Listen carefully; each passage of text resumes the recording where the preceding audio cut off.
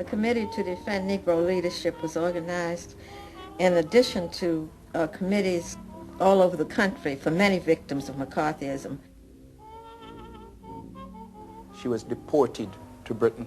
She couldn't go back to Trinidad. Trinidad was a colony. Better to have her in London where they could watch her.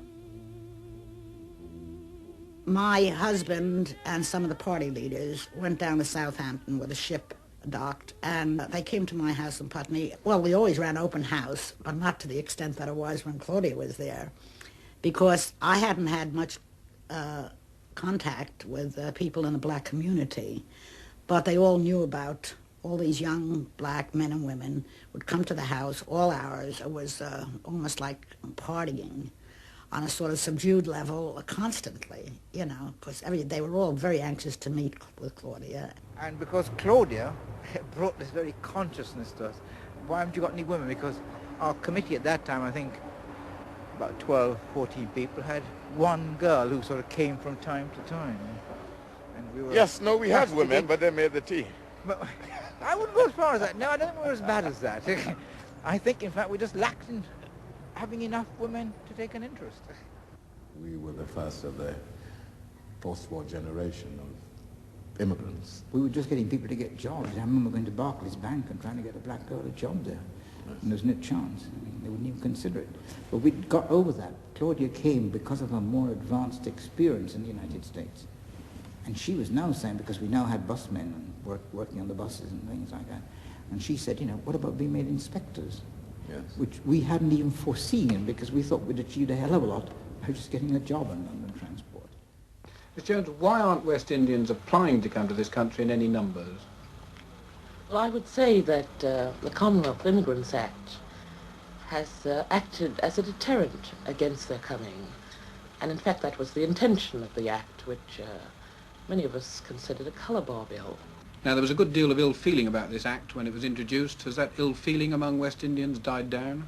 What is important to recognise now, it's not so much their feeling directed against the act as such, because they're responsible, the act is law, they're fighting to repeal it, but the consequences of the act, namely the fact that the population at large, because of the whole propaganda against the West Indians, regard them as second-class citizens, and they themselves, on the job in virtually every sphere of life, find this difficulty since the Immigration Act in terms of discrimination, colour bar housing, etc., etc.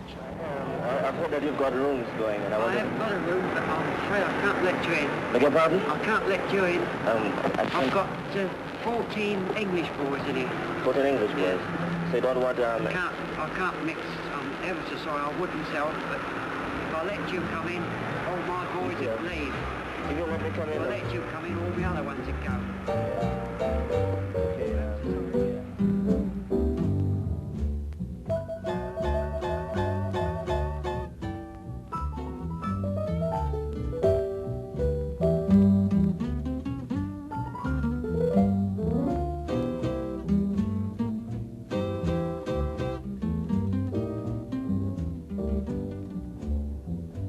One of the problems with black people at that time in this country, we had no leisure. We worked from dusk to dawn to pay that mortgage or to pay that rent, which was 3 or 4 times the average white person's rent, which we call black tax. So leisure meant that people would have time to read newspapers, and that was a problem. It was a serious problem. And Claudia, obviously with her experience in the United States, and particularly somebody who lived in Harlem, she knew how to approach that particular question. This was before the civil rights movement in the States and the new consciousness that's being created now, black awareness. But she was way ahead of her time. Claudia Jones is part of who I am, and therefore who other people are, so one's job is almost to kind of recover one's history, of which she is part, and to kind of create one's existence now. Do you know what I mean? To sort of bring oneself into existence almost. So I suppose that's why she kind of fascinated me. Okay, everybody hold it. Just hold it. And what you've done there, I think you've succeeded a lot more in getting that kind of frenziness, the energy, the fact that this was really a nerve centre here. But there's still a lot we don't know about Claudia, at this particular moment in her life that might help us in creating the scene? What are some of the things we still need to be working on, that we need to find out about Claudia? I'd like to know more about her relationship with Donald. We had a period of about 4 months where we were working with this group, and they were a completely voluntary group who stuck with it all the way through the 4 months, and we're really fascinated by what we were finding out about the life and times of Claudia Jones. But there was this feeling that the more we found out, the more we needed to know, and of course it was important for Winston to go and really speak to people who knew Claudia. People admired her so much, and one felt that one felt really frightened about kind of encroaching on this character and making her a character in a play, really.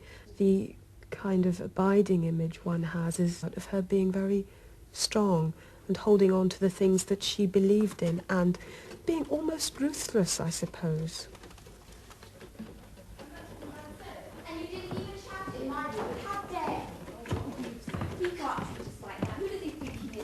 He's quite a reasonable man, and he's given us until the end of the month. To thump you, Claudia. Oh, Ahmed! It's not fair, we'll be before him.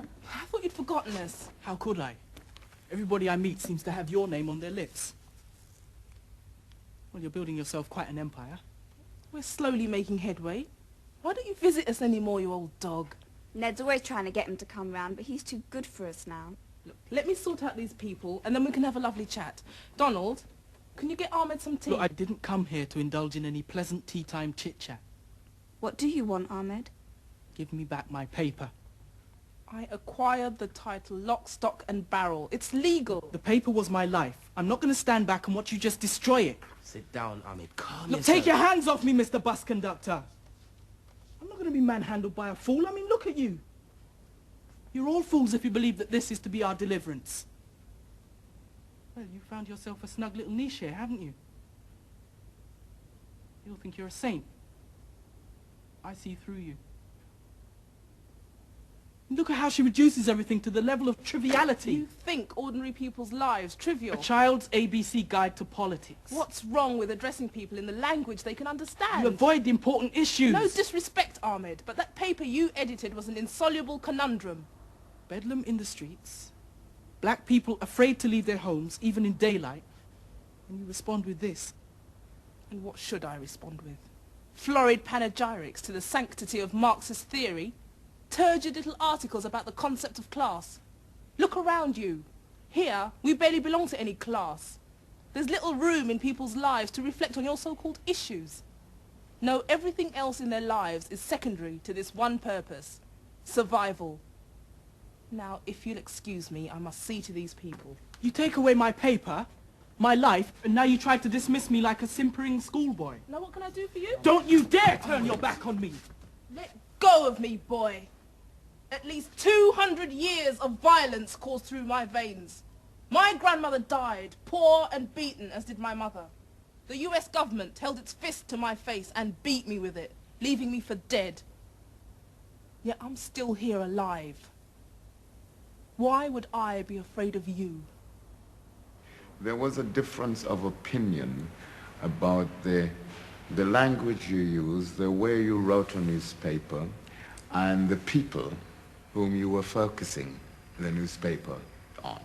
And that is something she brought to us. I think her main achievement was producing of a very important monthly paper, the West Indian Gazette, which she produced monthly. She got advertising for it. It dealt with all the problems of Afro-Brits and West Indian or Caribbean. Things are rather tight, put tight in inverted commas, in London, with stories of West Indians, particularly Jamaicans, getting the worst end of the stick. I myself have been under the weather, and I'm sure that illness on both sides is due to the fact that there are too few people to do so much work. Besides illness, we're having some printers' difficulties and decided to delay publication until May. Sincerely as ever, Claudia Jones. And so there are articles that she wrote, and